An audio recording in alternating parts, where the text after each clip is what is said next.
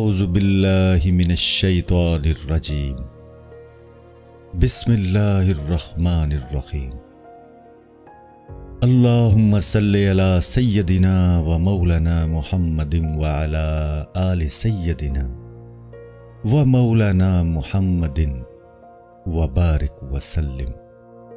جلد سوم، حکایت نمبر 42۔ بغیر مشقت حلال روزی طلب کرنے والے کا مزید قصہ۔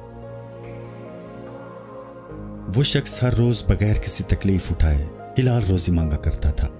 اس کے گھر میں گائے گھس آئی۔ اس نے اس کو پکڑ کر ذبح کر لیا۔ پیچھے ہی گائے کا مالک بھی آ گیا اور کہا کہ بتا تو نے میری گائے کیوں ماری؟ اس نے کہا میں ساری عمر اللہ سے بغیر مشقت حلال رزق مانگتا رہا ہوں، میرے گھر میں گائے آ گئی، یہ میری روزی ہے جو اللہ نے بھیجی۔ گائے کے مالک کو غصہ آ گیا۔ اس نے فقیر کو 2-3 ہاتھ جھڑ دیے کہ کیا صرف دعا کرنے سے کسی دوسرے کا مال حلال ہو جاتا ہے؟ وہ اسے حضرت داؤد علیہ السلام کی عدالت میں گھسیٹ لائے۔ وہ کہہ رہا تھا اے لوگو، اگر دعا سے کوئی دوسروں کے مال کا مالک بنا کرتا تو دنیا دعا کر کے دوسروں کے مالوں پر قابض ہو جایا کرتی۔ ایک انسان دوسرے انسان کی چیز کا مالک محض دعا کر کے کیسے بن سکتا ہے؟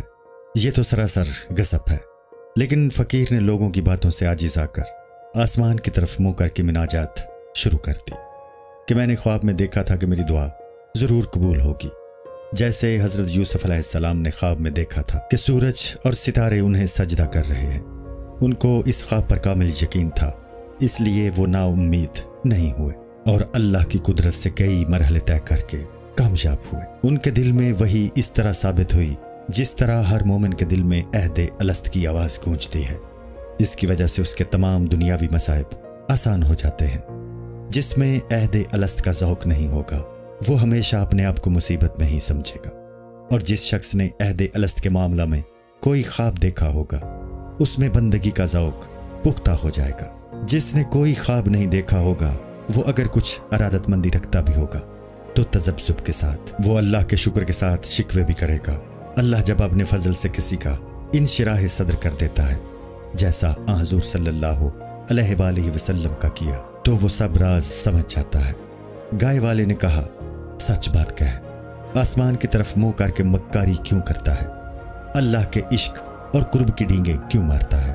ادھر فقیر سجدے میں گرا ہوا اللہ سے التجا کر رہا تھا کہ لوگ میرے خلوص کو شک کی نظر سے دیکھتے ہیں، مجھے رسوا نہ کر۔ جب اے اللہ تو نے خود گائے کو میرے گھر میں بھیج دیا تو میرا اسے ذبح کرنا غلطی کیسے ہوئی؟ حضرت داؤد علیہ السلام نے فرمایا اے شخص، تیرے گائے کے اس قبضے کی کوئی شرعی دلیل نہیں ہے، جو بوتا ہے وہی کاٹتا ہے، کیونکہ مالک ہوتا ہے۔ دوسرے کی ملکیت میں تصرف کرنا تو ظلم ہے۔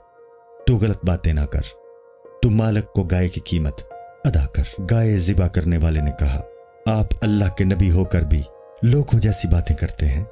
اس نے دعا کی اے اللہ، حضرت داؤد علیہ السلام کے دل میں وہی بات پیدا کر دے جو تو نے میرے دل میں پیدا کی تھی، جس سے میں گائے ذبح کرنے پر آمادہ ہو گیا۔ وہ اتنا رویا کہ حضرت داؤد علیہ السلام کا دل بے چین ہو گیا۔ انہوں نے مدعی سے کہا آج جاؤ، میں کل فیصلہ کروں گا، میں اللہ سے دعا کروں گا کہ راز کھول دے۔ مجھے نماز میں اللہ کی طرف وہی توجہ ہوتی ہے جس کے بارے میں حضور صلی اللہ علیہ وآلہ وسلم نے فرمایا قرۃ عینی فی الصلاۃ، میری آنکھوں کی ٹھنڈک نماز میں رکھی گئی ہے۔ روح کا دریچہ اللہ کی طرف کھل جاتا ہے تو اصل حالات معلوم ہو جاتے ہیں۔ انسان کے لیے اصل کام یہ ہے کہ مجاہدات کے ذریعے روح میں دریچہ کھولا جائے۔ تو اس لیے مجاہدات نہیں کرتا کہ تو نہیں سمجھتا کہ اصل نور ذات باری کا نور ہے۔ سورج کا نور تو محض اس نور کا ایک عکس ہے۔ اس ظاہری نور کو تو حیوان بھی دیکھتے ہیں۔ اگر انسان میں اور حیوان میں کوئی فرق نہیں ہے تو قرآن پاک میں یہ آیت کیوں ہے؟ وَلَقَدْ كَرَّمْنَا بَنِي آدم، ہم نے بنی آدم کو عزت بخشی۔ میں ذات باری تعالیٰ میں فنا ہوں اور اپنے اور ذات باری میں کوئی امتیاز اور دوئی نہیں پاتا۔ باوجود اس اتحاد کے پھر نوافل اور خلوت میں جانا دوسروں کو تعلیم دینے کے لیے ہے۔ وحدت کا راز فاش کرنے کی اجازت نہیں ہے، ورنہ حضرت داؤد علیہ السلام سارے راز ظاہر کر دیتے۔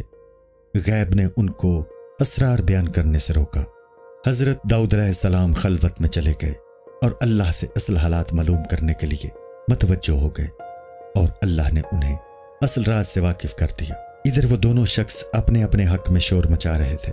حضرت داؤد علیہ السلام نے فیصلہ کیا کہ اے جوان، تو ذبح کرنے والے کو گائے معاف کر دے، اللہ نے تیری پردہ پوشی کی ہے، تو اس معاملے کو مت کرید اور رسوا نہ ہو۔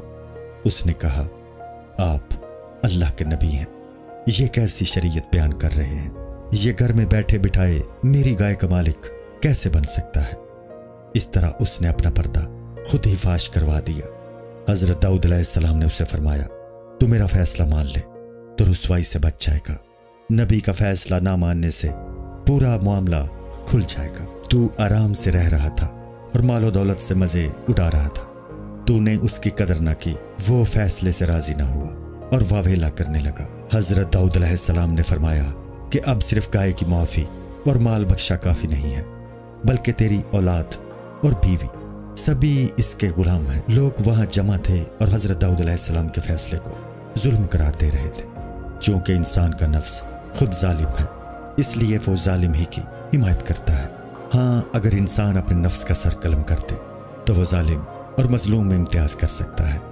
نفس کتا ہے اور ہمیشہ غریب اور کمزور پر حملہ کرتا ہے۔ شرم و حیا شیروں میں ہوتی ہے جو کبھی ہمسائے کا حق نہیں چھینتے۔ لوگوں کی ناراضگی کو دیکھا تو حضرت داؤد علیہ السلام نے فرمایا، دوستو، تم سب میرے ساتھ آؤ، جنگل میں چلیں تاکہ میں اصل راز ظاہر کر دوں۔ سب لوگ ان کے ساتھ جنگل میں ایک بہت بڑے درخت کے پاس پہنچے۔ انہوں نے فرمایا، اس درخت کی جڑ میں گائے کا دعویٰ کرنے والے نے اس فقیر کے دادا کو قتل کر دیا تھا۔ یہ اس کا غلام تھا اور یہ فقیر اس وقت بچہ تھا، اسے کچھ معلوم نہیں ہے۔ اس نے اپنے آقا کے بچوں کو کوئی حق نہیں دیا اور ان کے دادا کی ہر چیز پر قبضہ کر لیا۔ اس کا ظلم پردہ میں رہتا، اگر یہ اس کو گائے معاف کر دیتا۔ کافر اور فاسق خدا اپنی پردہ داری کراتے ہیں۔ جن ہاتھوں اور پاؤں سے یہ اس دنیا میں ظلم کرتے ہیں، یہی وہاں ان کے خلاف گواہی دیں گے۔ جو ذات خود دنیا میں تمہارے اعضاء کو تم پر مسلط کر کے اقرار کرا دیتی ہے، وہ حشر میں دوسرے موکل پیدا فرما دے گی جو تم سے خود تمہارے جرائم کا اقرار کرائیں گے۔ ایسا ضروری نہیں کہ ہمارا ظلم مشہور ہو۔ تیرا نفس خود اپنے آتشی مزاج کی وجہ سے تجھے جہنم میں لے جائے گا۔ گائے کا دعویٰ کرنے والے نے گائے حاصل کرنے کے لیے کیسے واویلا کیا، حالانکہ اس نے اسی گائے ذبح کرنے والے کا وہ سب مال مارا تھا جو اس کو اپنے دادا کے ورثے میں ملتا۔ اس نے جو ظلم کیے تھے اگر وہ جاری کرتا تو ہو سکتا تھا کہ اللہ تعالیٰ اس کے آقا سے معاف کرا دیتا۔ اللہ تعالیٰ صاحب حق کو راضی کر کے حقوق العباد بھی معاف کرا سکتا ہے۔ اگر قتل خطا ہوتا ہے تو اس کا بدلہ اور دیت قاتل کے رشتہ داروں سے دلوایا جاتا ہے۔ حضرت داؤد علیہ السلام نے فرمایا، اس کی مشکیں کس دو تاکہ اس کا ظلم ظاہر کر دیا جائے۔ اے خبیث، تو نے اس کے دادا کو قتل کیا، اس کا مال اڑا لیا۔ تیری بیوی اس کی لونڈی تھی، اس لیے جو اس سے پیدا ہوا وہ بھی اس کا غلام ہے۔ تیری تمام کمائی اور ملک اس فقیر کی ہے۔ تو نے شریف فیصلہ چاہا تھا، سو سن لے، تو خود بھی گائے ذبح کرنے والے کا غلام ہے۔ تیرا آقا تجھ سے پناہ چاہ رہا تھا لیکن تو نے اسے قتل کر دیا۔ اس جگہ کو کھود، اس میں سے اس کا سر اور چھری برآمد ہوگی۔ جب کھودا گیا تو چھری اور سر برآمد ہو گئے۔ یہ دیکھا تو لوگ حضرت داؤد علیہ السلام سے معذرت چاہنے لگے، کیونکہ جو نبی سے بدگمان ہوں وہ تباہ ہو جاتے ہیں۔ حضرت داؤد علیہ السلام نے گائے ذبح کرنے والے کو قصاص لینے کا حکم فرمایا۔ اللہ تعالیٰ کے انصاف کا تقاضا یہی ہے کہ وہ ہر انسان کے دل میں مقتول کے بارے میں جستجو پیدا فرما دیتا ہے۔ اس طرح قاتل جلد یا بدیر گرفت میں آ جاتا ہے۔ لوگ حضرت داؤد علیہ السلام کے اس معجزے کو دیکھ کر ان کے سامنے سرپس چوت ہو گئے کہ ہم قرباتن تھے، آپ علیہ السلام کے فرمان کو نہ سمجھ سکے۔ حالانکہ ہم نے دیکھا تھا کہ طالوت اور جالوت کی لڑائی میں پتھروں نے آپ سے کہا تھا کہ ہمیں لے کر چلے۔ طالوت کی موت کا سبب ہم بنے گے۔ آپ زبور پڑھتے ہیں تو پہاڑ بھی آپ کے ہم آواز ہوتے ہیں۔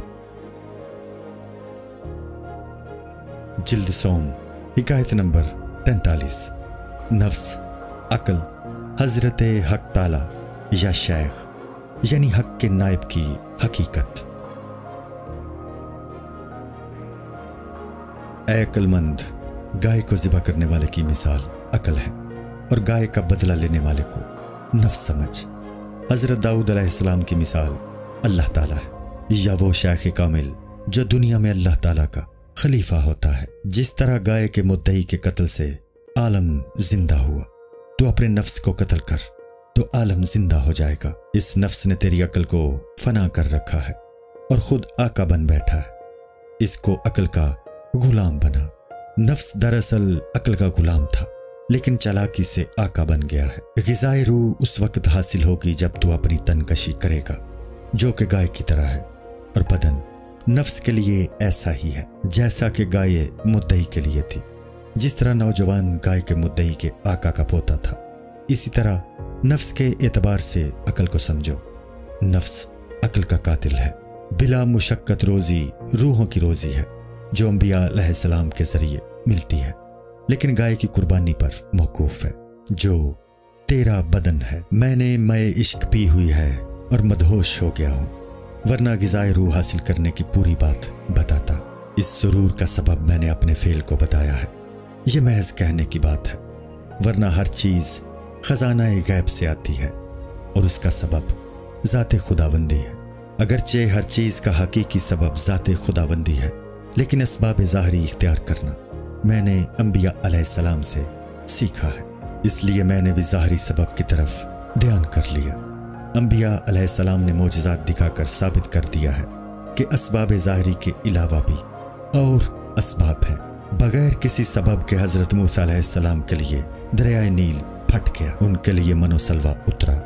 حضور صلی اللہ علیہ وآلہ وسلم کو عزت بغیر ظاہری اسباب کے حاصل ہوئی، اور ابو لہب باوجود تمول کے تباہ ہوا۔ ابابیلوں کی کنکریوں نے ہاتھیوں کے بدن چھلنی کر دیے۔ حضرت موسیٰ علیہ السلام نے گائے ذبح کر کے گوشت مقتول کے جسم پر مارا تو اس نے قاتل کا پتہ بتا دیا۔ انسان کی نظر ہمیشہ اسباب پر ہوتی ہے، لیکن اسباب میں تاثیر بھی مسبب الاسباب کی وجہ سے ہے۔ مسبب الاسباب کا مؤثر ہونا دنیاوی عقل سے سمجھ میں نہیں آتا، اس کے لیے مجاہدوں کی ضرورت ہوتی ہے۔ دنیاوی عقل محض چھلکے کی طرح ہے، لیکن نور حق دلوں پر طلوع ہوتا ہے۔ اگر روح پرتو خداوندی نہیں ہے تو وہ روح مردہ ہے، اس لیے قرآن نے کافروں کو مردہ قرار دیا۔ میری مثنوی کی باتیں اگر اب تمہیں سمجھ میں نہیں آ رہی ہیں تو آئندہ نسلوں میں ایسے لوگ ہوں گے جو یہ اسرار بیان کر سکیں گے۔ ان کے اقوال کی تصدیق میری مثنوی سے ہوگی۔ جس طرح اس نوجوان نے خدا سے بغیر محنت روزی طلب کی تھی، تم بھی کرو۔ ایک وقت ایسا آئے گا کہ تمہیں بغیر کسی واسطے کے فیض خداوندی حاصل ہونے لگے گا۔ روٹی میں چھپا ہوا نفع ہے، وہ محض اللہ کی عطا ہے۔ وہ نفع اللہ تعالیٰ روٹی کے واسطے کے بغیر بھی عطا فرما دیتا ہے۔ اللہ تعالیٰ وہ طاقت جو ہمیں روٹی کھا کر حاصل ہوتی ہے، اپنے اولیاء رحمت اللہ تعالیٰ علیہم کو بغیر روٹی کے بھی عنایت فرما دیتا ہے۔ روحانی رزق ہمیشہ شیخ کے ذریعے حاصل ہوگا، جیسا کہ اس نوجوان کو حضرت داؤد علیہ السلام کے انصاف سے رزق حاصل ہوا۔ شیخ کی صحبت نفس کو رام کر دیتی ہے۔ گائے کے مدعی کی مثال نفس کی سی ہے، وہ تب ہی متی بنا جب اس نے حضرت داؤد علیہ السلام کا فیصلہ سنا۔ اسی طرح نفس شیخ کی صحبت سے متی ہوگا۔ عقل نفس کا شکار تب ہی کرے گی جب شیخ یار بن جائے۔ اپنے نفس کو کھینچ کر شیخ کے پاس لے جا۔ نفس بہت ہی مکار ہے، اس کے مکروں کی تفصیل نہیں۔ نفس کی زبان شیخ کی صحبت میں کوتاہ ہو جاتی ہے اور وہ مکاری کی باتیں نہیں کر سکتا۔ اس مدعی نے بہت سی غلط دلیلیں پیش کر کے تمام لوگوں کو دھوکہ دے دیا تھا، لیکن حضرت داؤد علیہ السلام اس کے فریب میں نہ آئے تھے۔ نفس اگر نیکی کی دعوت دیتا ہے تو اس میں بھی کوئی فریب چھپا ہوتا ہے۔ عقل جیسی شریف چیز پر کمینے نفس کا غلبہ اس وجہ سے ہو جاتا ہے کہ تو عقل سے بیگانہ ہو گیا ہے اور تو نے اپنے اندر نفس کو بسا لیا ہے۔ اب نفس کا کتا اپنے گھر پر رہ کر شیر ہو گیا ہے اور عقل بیچاری ماری ماری پھر رہی ہے۔ نفس بھی دل کی وحی سے مغلوب ہوتا ہے، جیسا کہ مدعی گاؤ حضرت داؤد علیہ السلام کی قلبی وحی سے مغلوب ہو گیا تھا، ورنہ شہر والے تو اس کو سچا سمجھ رہے تھے۔ جو نفس کا ہم جنس ہوتا ہے وہ اس کی بات کو سچا سمجھ لیتا ہے۔ شیخ چونکہ داؤد علیہ السلام کی طرح ہے، وہ اس کے فریب میں نہیں آتا ہے، مگر شیخ کامل تو وہی ہوتا ہے جو جسمیت کو ختم کر کے مجسم روح بن جائے اور اس طرح مظہر خدا بن جائے جس طرح دل مظہر خدا ہے۔ عوام باطنی مریض ہیں اور بیمار کی مددگار ہوتی ہے۔ دنیا میں بہت سے مکار اور فریبی ہیں جو شیخ ہونے کے مدعی بن جاتے ہیں، اور اگر انسان میں پہچاننے کی قوت نہیں ہوتی تو وہ خود ان کے مکر میں پھنس جاتا ہے۔ یہ احمق جنہیں سچے اور جھوٹے پیر کی پہچان نہیں ہے اس بے وقوف پرند کی طرح ہے جو شکار کی سیٹی کو اپنے ہم جنس کی آواز سمجھ لیتا ہے اور پھنس جاتا ہے۔ ایسے احمقوں میں کھرے کھوٹے کی پہچان نہیں ہے۔ ایسے احمق سے گریز کرنا چاہیے، خواہ وہ کتنا ہی نکتہ رس اور ذہین ہو۔ حماقت کا مرض عذاب الہی اور لا علاج ہے۔ جلد سوم، حکایت نمبر 44۔ بے وقوفوں کی وجہ سے حضرت عیسیٰ علیہ السلام کا پہاڑی کی بلندی پر بھاگ کر جانا اور ایک شخص کا ان کا پیچھا کرنا اور سوال کرنا۔ حضرت عیسیٰ علیہ السلام ابن مریم اس طرح پہاڑ کی طرف بھاگے جا رہے تھے جیسے گویا کوئی شیر ان کے پیچھے دوڑا آ رہا ہو۔ ایک شخص ان کے پیچھے دوڑا آتا تھا اور پوچھ رہا تھا کہ آپ کیوں لوگوں سے بھاگ رہے ہیں؟ انہوں نے کہا، میں ایک احمق سے بھاگ رہا ہوں۔ اس شخص نے کہا، آپ میں تو اتنی طاقت ہے کہ آپ کے دم کرنے سے اندھے اور برے اچھے ہو جاتے ہیں، آپ ایک احمق سے اس طرح خوف زدہ کیوں ہیں؟ حضرت عیسیٰ علیہ السلام نے فرمایا، تیرا کہنا درست ہے، میں مردے کو زندہ کر سکتا ہوں، مٹی سے پرند بنا کر پھونک مار دیتا ہوں تو وہ زندہ ہو کر اڑ جاتا ہے۔ میں اسم اعظم کو بھی جانتا ہوں، لیکن احمق پر اسم اعظم اثر نہیں کرتا، کیونکہ احمق ہونا عذاب الہی ہے۔ اگر آزمائش میں کوئی مبتلا ہوتا ہے تو اس پر رحم کیا جاتا ہے، لیکن احمق پر جوتے برسائے جاتے ہیں۔ حماقت کا اثر اللہ تعالیٰ کی ایک مہر ہے جس پر کوئی تدبیر مؤثر نہیں ہوتی۔ احمقوں اور بے وقوفوں سے اس طرح بھاگو جیسے حضرت عیسیٰ علیہ السلام بھاگے تھے۔ بے وقوف کی صحبت انسان کے اوصاف آہستہ آہستہ چراتی رہتی ہے، گرمجوشی کو ان کی صحبت کاہلی میں تبدیل کر دیتی ہے۔ حضرت عیسیٰ علیہ السلام کا احمق سے بھاگنا دراصل ہم لوگوں کی تعلیم کے لیے تھا۔ ان کو تو نور حق کی گرمی حاصل تھی، وہ احمق کی حماقتوں سے کب متاثر ہو سکتے تھے؟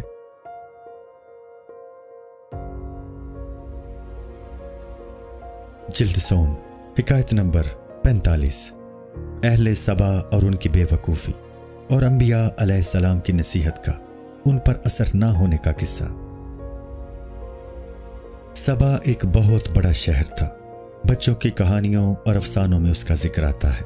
بچوں کی کہانیوں اور افسانوں کو ایسے ہی نہ سمجھ، ان کی مذاق کی باتوں میں بھی حکمت کے موتی ہوتے ہیں۔ وہ بہت بڑا شہر تھا، لیکن اللہ کے نزدیک اس کی وقت ایک مٹی کے پیالے سے زیادہ نہ تھی۔ اس کی آبادی تو 10 شہروں جتنی تھی، لیکن وہاں کے لوگ کھانے کے پکے اور افعال کے کچے تھے۔ ایسے لوگ جن کی روح محبوب حقیقی سے وابستہ نہ ہو، اگر لاکھوں ہوں تو سمجھو آدھا شخص بھی نہیں۔ وہ لوگ دنیا داری کے معاملات میں بڑے بینا، لیکن آخرت کے معاملے میں اندھے تھے۔ وہ شہر مال و دولت کے اعتبار سے خزانہ تھا، لیکن نیکی اور بھلائی اس میں ذرہ برابر بھی نہ تھی۔ ان کی حالت اس اندھے کسی تھی جو کہے کہ میں سب کچھ دیکھ رہا ہوں، اس بہرے کسی تھی جو کہے کہ میں سب کچھ سن رہا ہوں، اور اس ننگے کسی تھی جو کہتا تھا کہ لوگ میرے کپڑے کا دامن کاٹ رہے ہیں۔ وہ ایسے ہو گئے تھے جیسے کھا کھا کر موٹے ہو گئے ہوں اور کواڑوں کی درز میں سے نکل بھاگے۔ کواڑ کی درز سے موت کا راستہ مراد ہے جو کسی کو نظر نہیں آتا، کواڑوں کی درز بھی نظر نہیں آتی۔ یہ بظاہر مزاحیہ اور افسانوی باتیں ہیں، لیکن تو ان سے نتائج نکال لے۔ یہ قصہ بیکار نہیں ہے۔ اس قصے میں بہرے سے انسان کی تمنائیں مراد ہیں۔ تمنا اور امید دوسروں کی موت کی خبر سنتی ہے اور اپنی موت کی خبر سے بہری ہوتی ہے، اور دنیا میں اپنے منتقل ہونے کو نہیں دیکھتی۔ قصے میں اندھے سے مراد حرص ہے جو اپنے محبوب سے اندھی ہے اور دوسروں کے عیب خوب دیکھتی ہے۔ ننگے سے مراد وہ شخص ہے جو نیک اعمال سے خالی اور آخرت کی دولت سے مفلس ہے۔ کامیاب دنیا دار دراصل مفلس ہے۔ کیونکہ دینوی دولت آخرت میں کوئی فائدہ نہ پہنچا سکے گی۔ دنیا دار ننگا پیدا ہوا اور تقوی کے لباس سے ننگا مرے گا جب اس پر دنیا کی دولت کی حقیقت کھل جائے گی۔ جس پر چوروں سے ڈرتا تھا تو اپنے اوپر ہنسے گا۔ ایسے لوگوں کی حالت اس بچے کی سی ہوگی جس کے پلو میں کنکریاں بدی ہوں اور وہ ان کنکریوں کے لٹنے سے ڈرتا ہو، اور ایک کنکری بھی گر جائے تو رونے لگے اور کنکری اسے دے دو تو ہنسنے لگے۔ اس دنیا کی جمع شدہ دولت ایسی ہی ہے جیسے کوئی خواب میں دولت کو دیکھے۔ جو شخص خواب میں اپنے مال کو چوروں کے ہاتھ لٹنے سے ڈرتا ہے، بیدار ہونے پر اسے اپنے آپ پر ہنسی آئے گی۔ دنیا دار عقل مندوں کو قرآن نے بے علم کہا ہے۔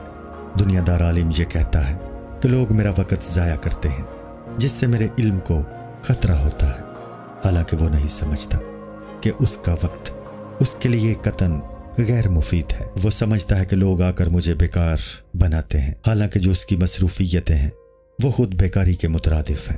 یہ دنیا دار عالم علوم آخرت سے خالی ہے، لیکن سمجھ رہا ہے کہ دوسرے علوم اس کے علوم کو برباد کر رہے ہیں۔ وہ دنیا کے لاکھوں علوم کا عالم ہے، لیکن اپنی روح کے بارے میں ظالم اور جاہل ہے۔ فقیہ اتنا تو جانتا ہے کہ یہ بات جائز ہے اور یہ بات ناجائز ہے، لیکن اس کو اپنا کچھ پتہ نہیں ہوتا کہ وہ خود کس حالت میں ہے۔ دوسروں کے حال سے واقف اور اپنے حال سے ناواقف ہونا حماقت ہے۔ تمام علوم کی اصل تو یہ ہے کہ انسان اپنے بارے میں یہ علم حاصل کرے کہ قیامت کے دن اس کا کیا حال ہوتا ہے۔ دین کے اصول جاننا تو ضروری ہے، لیکن اس سے زیادہ ضروری یہ ہے کہ اپنی روح کے بارے میں غور کرے کہ وہ نیک ہے یا نہیں۔ جلد سوم، حکایت نمبر 46۔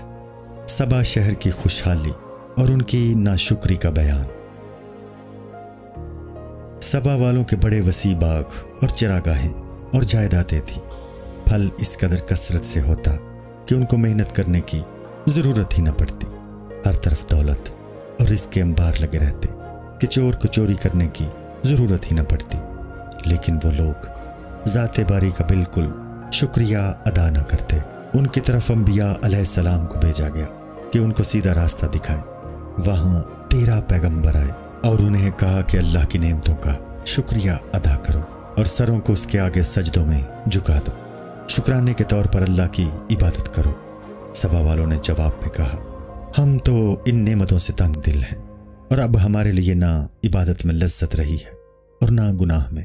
چیزوں کی فراوانی انسانی نظروں میں اس کی قدر و قیمت کھو دیتی ہے۔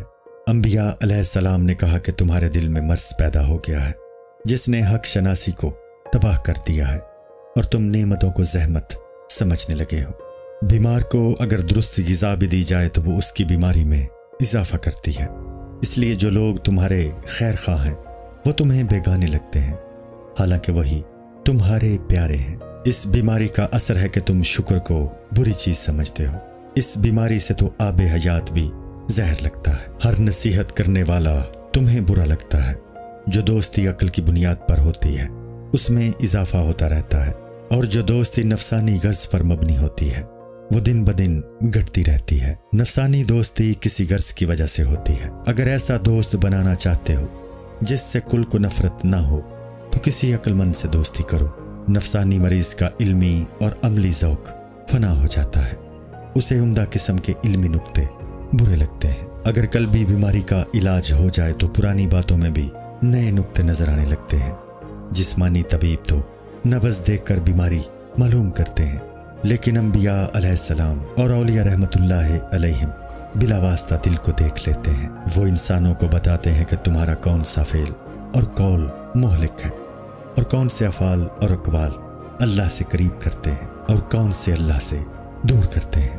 اگر ایسا دوست بنانا چاہتے ہو جس سے کل کو نفرت نہ ہو تو عقل کی بنیاد پر عقل مند سے دوستی کرو۔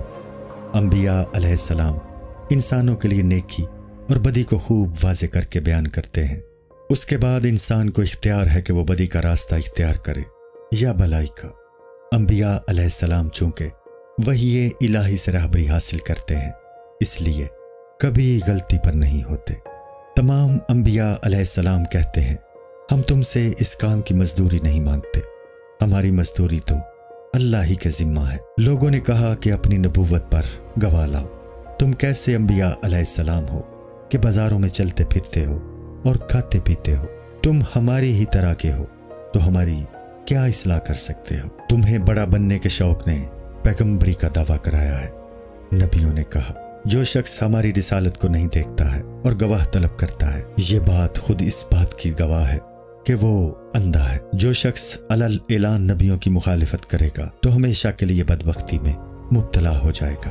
قرآن میں ہے کہ جب قرآن پڑھا جائے تو تم کان لگا کر خاموشی سے سنو تاکہ تم پر رحم کیا جائے۔ اس کے علاوہ انبیاء علیہ السلام اور رسولوں کے سامنے زیادہ گفتگو مناسب نہیں ہے۔ ان کے لیے ہر طرح کی قربانی کرو تاکہ اللہ تمہاری ایسی تعریف کرے کہ آسمان کو اس پر حسد آئے۔ جب ان روحانی اتباع کی دلداری کی جائے گی تو انسان پر خود اپنی حقیقت کھل جائے گی۔ لوگوں نے کہا، اللہ کا قاصد انسان نہیں ہونا چاہیے، کسی انسان کا ہمراز ہونا عقل میں نہیں آ سکتا۔ انہوں نے کہا، ہمیں تو تمہاری باتیں خرگوش اور چاند والا قصہ لگتی ہیں۔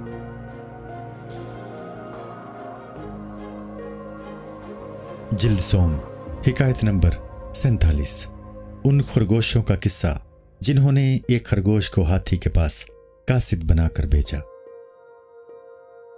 تمام جانور ہاتھیوں کے چشمے پر آنے سے تنگ تھے کیونکہ ان کے ڈر سے جانور پانی پینے نہیں جا سکتے تھے۔ سب نے مل کر تجویز سوچی کہ کوئی ہاتھیوں کو یہاں آنے سے روکے۔ ایک بوڑھے خرگوش نے پہاڑی پر چڑھ کر آواز دی کہ اے ہاتھیوں، ٹھہر جاؤ۔ چاند رات میں چاند چشمے کے پانی میں نظر آ رہا تھا۔ اس نے کہا، میں چاند کا قاصد ہوں اور سب سے کہہ رہا ہوں کہ چاند کہتا ہے چشمہ میری ملکیت ہے، اگر یہاں پانی پیو گے تو میں تمہیں اندھا کر دوں گا۔ میں نے چاند کا حکم تم تک پہنچا دیا ہے، آگے تم خود ذمہ دار ہو۔ میرے قاصد ہونے کی دلیل یہ ہے کہ جب چاند رات میں تم پانی پیتے ہو تو چاند ہلتا ہے۔ ہاتھیوں کا بادشاہ سب سے پہلے آگے آیا، وہ پانی میں داخل ہوا تو چاند کا عکس ہلنے لگا۔ اس کو خرگوش کی باتوں کا یقین آ گیا، وہ ڈر کر بھاگ گئے۔ اہل سبا نے کہا، ہم ایسے بے وقوف نہیں ہیں کہ ہاتھیوں کی طرح تمہاری باتوں میں آ جائیں۔ انبیاء علیہ السلام نے کہا کہ ہماری نصیحت سے تمہارے انکار کی بیڑیاں اور سخت ہو گئی ہیں اور تمہارے لیے دوا نے زہر کا کام کیا ہے۔ جب کسی پر غضب خداوندی ہوتا ہے تو نور ہدایت اس کے لیے مزید اندھیرے کا سبب بن جاتا ہے۔ جس کو اللہ کے تقرب سے وہ مرتبہ حاصل ہو جو آسمان سے بھی بلند ہے، وہ تمہاری سرداری کا کیا خواہش مند ہو سکتا ہے؟ ایسی آنکھ شیطانی ہوگی جسے حضرت آدم علیہ السلام مٹی کا پتلا نظر آئے اور ان کے باطنی اوصاف نظر نہ آئے۔ اہل سبا سے انبیاء علیہ السلام نے کہا، چونکہ تم بت پرستی میں مبتلا ہو اس لیے لعنت اور اندھا پن تم پر مسلط ہو گیا ہے۔ اس کی علامت یہ ہے کہ پتھر کے بت کو تم اللہ کا شریک سمجھ رہے ہو، مگر عقل اور جان کو اللہ کا ہمراز سمجھنے میں تمہیں اشکال پیش آ رہا ہے۔ بت جسے تم اپنے ہاتھوں سے بنایا اللہ کا شریک ہو گیا، لیکن انسان جو کہ اللہ کا بنایا ہوا ہے تمہارے نزدیک اللہ کا ہمراز نہیں ہو سکتا۔ حکیم سنائی رحمت اللہ تعالی علیہ نے الہی نامہ میں جو باتیں سمجھائی ہیں وہ یہ ہیں کہ کفار کی محرومی اور ان کی عجیب عقل پر تعجب کی ضرورت نہیں ہے، اس میں اللہ کی حکمت مضمر ہے اور وہی اپنی حکمتوں کو خوب سمجھتا ہے۔ اس کے فیصلوں میں بحث کرنا بیکار ہے، اس کے ہر کام میں مناسبت ہے۔ اس نے جسموں اور روحوں میں بھی مناسب اوصاف پیدا کیے ہیں۔ اگر اس نے ایک روح کے لیے کفر کی صفت پیدا فرمائی ہے تو وہی صفت اس کے لیے مناسب ہے۔ انسان کا دل اور آنکھ قدرت کی 2 انگلیوں کے قبضے میں ہے اور وہ جس طرف چاہتی ہے ان کا رخ موڑ دیتی ہے۔ اپنے دل کو ہمیشہ اس حال میں رکھیں کہ وہ سمجھتا ہو کہ وہ کس ذات کے قبضے میں ہے۔ انسان اور انسان میں جو فرق ہے وہ قیامت کے چوراہے پر ظاہر ہوگا۔ کل میں تقدیر کے لکھے ہوئے سے نجات کا راستہ صرف عاجزی اور گریہ ہے۔ عقل مند لوگ اپنے دل کے احوال سے اپنی اچھائی اور برائی کا اندازہ لگا لیتے ہیں، لیکن انسانی عقل اللہ تعالیٰ کی ذات اور اس کے معاملات کی سمجھ سے قاصر ہے۔ حضرت موسیٰ علیہ السلام جیسا نبی بھی اس حقیقت سے ناواقف رہا کہ اس کے عصا میں اللہ نے کیا قوت رکھی۔ وہ اس کو محض لاٹھی سمجھتے رہے، حالانکہ وہ اژدہا تھا۔ جب اس نے اپنے ہونٹ چلائے تب ان پر راز منکشف ہوا तो जब मूसा अलैहिस्सलाम का इल्म भी नाकिस है तो तुम अपनी नफसानी ख्वाहिशों की हकीकत को, जो कि दरअसल शैतानी जाल है, कैसे समझ सकते हैं? अल्लाह के किसी फेल पर एतराज इसी तरह है जैसे शैतान ने कहा था कि ए अल्लाह, तूने मुझे आग से बनाया और इस आदम को मिट्टी से, लिहाजा मैं इससे अफसल हूं, तो उसको सजदा क्यों करूं? कारून से कहा गया कि अल्लाह ने तुझे जो दौलत दी है उसके जरिए आखिरत का तालिब बन, तो उसने जवाब में कहा, यह दौलत तो मुझे मेरे इल्म और तदबीर से हासिल हुई है, इसमें किसी का क्या दखल है? नमरूद भी ऐसी ही हमाकत की वजह से खुदाई का दावेदार बना और तबाह हुआ। फिरौन ने भी यही गलती की और दरिया में गर्क हुआ। कौम आद ने भी ऐसी ही मिसालों को सोचा तो उनकी हड्डियां भी रेजा रेजा हो गईं। हर बदबख्त को हमेशा ऐसा ही नतीजा देखना पड़ा। अस्सलामुअलैकुम। पूरी किताब देखने के लिए हमारे YouTube चैनल सूफी समा की प्लेलिस्ट में जाएं। यहाँ आपको मुख्तलिफ बुजुर्गों की किताबें मिलेंगी और जो किताब पूरी ना हुई उस पर काम तेजी से हो रहा है और रेगुलर बेसिस पर अपलोड होती रहती हैं। आपसे गुजारिश है कि आप हमारे YouTube चैनल को सब्सक्राइब कर लें और बेल नोटिफिकेशन पर क्लिक कर लें ताकि हमारी आने वाली किताबें आपको मिलती रहें। जज़ाकुल्लाहु खैर।